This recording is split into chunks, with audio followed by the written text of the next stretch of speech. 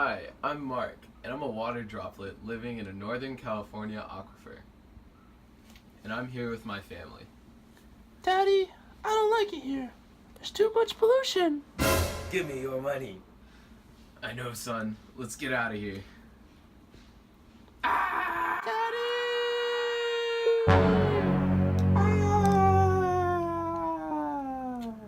This overdraft, which separates Mark from his family, has become a more common occurrence throughout California. But hope is on the way. Here is our policy expert to talk more about how to stop his family separation. On September 16, 2014, Governor Jerry Brown signed into law the Sustainable Groundwater Management Act. This required local communities to create GSAs, or groundwater sustainability agencies, who would create groundwater sustainability plans. These would then need approval from the State Water Resources Control Board. Under SGMA, there are 517 total groundwater basins in California. Of those, 127 are considered high or medium priority, which are required to submit GSPs by 2022. 22 adjudicated groundwater basins, or basins that have been involved in a court ruling, and low priority basins are not required to create GSAs or GSPs. I'm really sad because I got pumped out of the ground and I was separated from my family. I wonder where I'll end up next.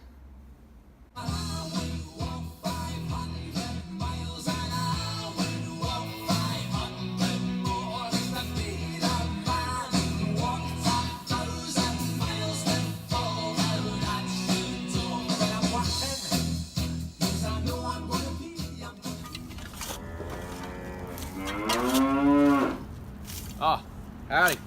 Didn't see you there. Here in the Kings Basin, we've been in severe drought since 2011. In 2014, my crop yield experienced an all-time low. Here in the Central Valley, we're responsible for producing half of the nation's fruits, nuts, and vegetables. That's why it's extremely important that we have an ample supply of groundwater, especially if I want to grow my delicious avocados. That's why I participate in collaborative recharge programs. The government holds artificial recharge facilities that produce over 100,000 acre-feet per year, and I like to fallow my land in the winter so that I can keep producing crops for years to come. And honestly, I didn't feel like the government was doing much up until 2014 when SGMA was passed. Now I feel like we're truly working together, and I'd much rather do that than import expensive water.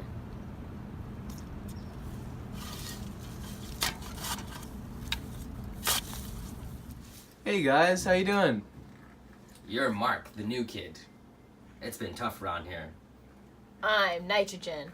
And I'm Poop. And I'm phosphorus. We've had some hard times. The land is subsiding, water contamination, and lowered water tables.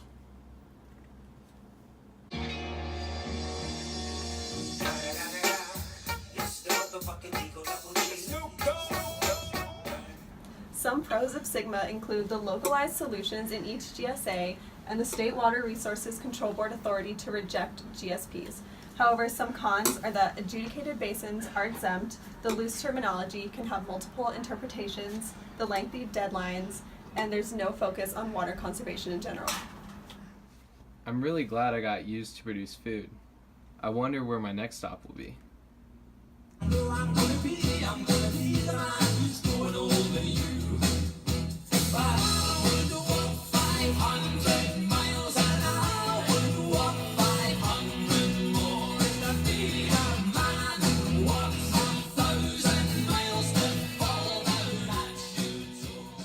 This is the process that Mark will undergo.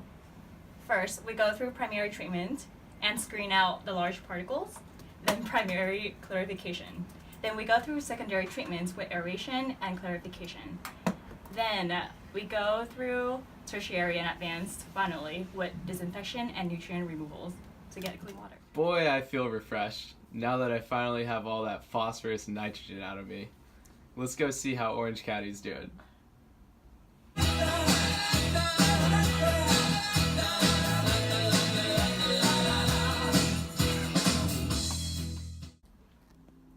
Oh wow, Edward C. Little was so nice. I feel so clean.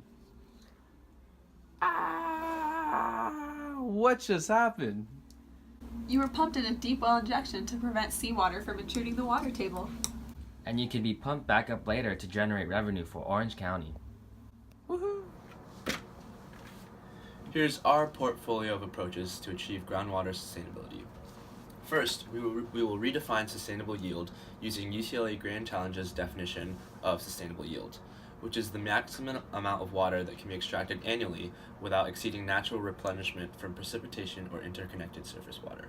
Next, by exercising the public trust doctrine, the state will have authority to manage or delegate management of all groundwater basins, adjudicated or unadjudicated. We propose giving more power to the DWR to set baseline sustainability standards that must be achieved by all regions. Requiring GSAs to use a financial structure modeled after OCWD can generate revenue for the GSA and ensure that the basin does not surpass the sustainable yield. Through BPPs, or the percentage of the region's total water demand that can be supplied by the groundwater aquifer. They are a great example of an implementation of sustainable yield.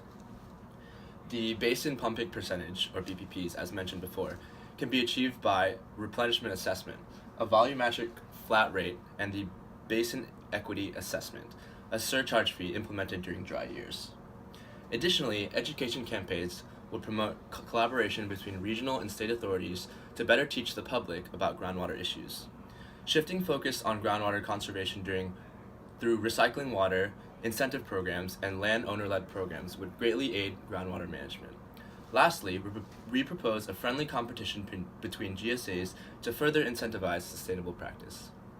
For the GSA competition, we propose a state-funded grant prize for groundwater basins that see the biggest improvement by 2025. The competition would consist of a tiered point system that the DWR awards. There can also be time multipliers where GSAs are given more points for reaching goals faster. We recommend that GSAs self-report their results to the DWR if they want to participate in the program, and that the grand prize be set at $1 million, the approximate cost of a 200-gallon-per-minute industrial wastewater treatment facility. This would provide incentive and a sense of urgency for basins to reach sustainability in the least amount of time possible. Oh my god, my family! It's been so long! Daddy! Thank God for sustainable groundwater management. The end. When I wake up, well, I know I'm gonna be the man who wakes up next to you. When I go out, yeah, I know I'm gonna be the man who goes along with you.